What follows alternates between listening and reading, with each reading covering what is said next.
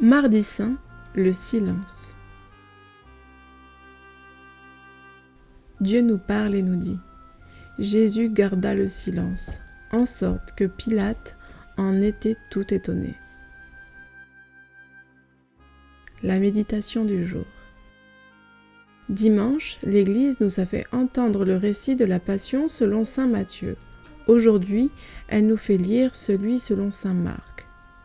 Nous y contemplons la sérénité avec laquelle Jésus va à la mort. Dans sa montée au calvaire, nous sommes impressionnés par son silence. Certes, ce n'est pas un silence hautain, dédaigneux.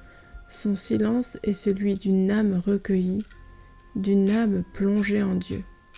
C'est dans ce silence que Jésus puise les forces nécessaires pour supporter les tourments les plus cruels. Son silence est aussi lié au fait qu'il a pris sur lui le poids de nos péchés. Ainsi, dans sa passion, il est comme identifié au pécheur. Or, le pécheur, s'il ne se convertit pas, n'aura rien à répondre au souverain juge lorsqu'il comparaîtra devant lui à la fin des temps. Seigneur Jésus, c'est pour me sauver que vous vous êtes livré à de tels outrages. Ce sont mes péchés qui en sont la cause. En réparant mes fautes, vous alimentez en moi la vertu d'espérance. Comme vous le dites par la bouche du prophète Isaïe, celui qui marchait dans les ténèbres et qui n'avait pas la lumière, qu'il espère maintenant dans le nom du Seigneur et qu'il s'appuie sur son Dieu. En vous voyant garder le silence durant votre passion, je veux, moi aussi, vivre cette semaine dans le plus grand recueillement. La prière du jour. Douceur de mon Dieu, pacifiez-moi. Providence de mon Dieu, gouvernez-moi. Justice de mon Dieu, épargnez-moi. Miséricorde de mon Dieu, sauvez-moi. Fidélité de mon Dieu, couronnez-moi. Patience de mon Dieu, attendez-moi. Zèle de mon Dieu, embrasez-moi de vos divines ardeurs pour le temps et pour l'éternité. Cette prière est celle du Père Avrillon.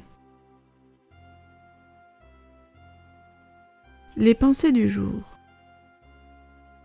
Dieu créa votre âme silencieuse, au baptême, dans un silence inviolé. Il l'a remplie de lui-même, rien que de lui. C'est plus tard, peu à peu, que le monde y fit irruption.